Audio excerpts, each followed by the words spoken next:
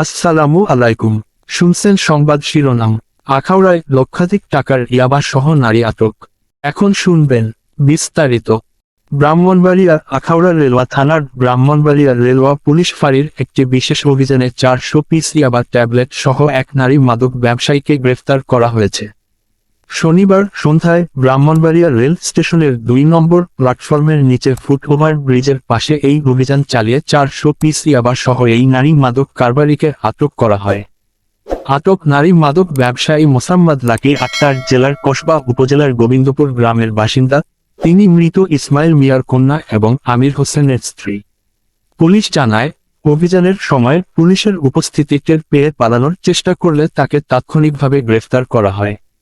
পরে মহিলা পুলিশ সদস্যের সহায়তায় দেহ তল্লাশি চালিয়ে তার কাছে থাকা একটি বসুন্ধরার পকেট টিস্যুর প্যাকেট থেকে 2টি জিপার যুক্ত কালো পলিথিনে রাখা মোট 400 পিস হালকা গোলাপি রঙের ইয়াবা ট্যাবলেট উদ্ধার করা হয়, যার আনুমানিক বাজার মূল্য 1,20,000 টাকা।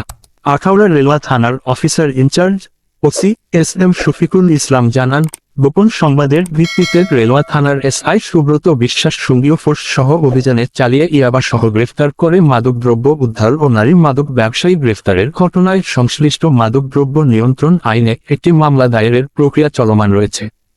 আটককৃতদের বিরুদ্ধে আইনানুগ ব্যবস্থা গ্রহণে প্রয়োজনীয় সকল প্রস্তুতি নেওয়া হয়েছে।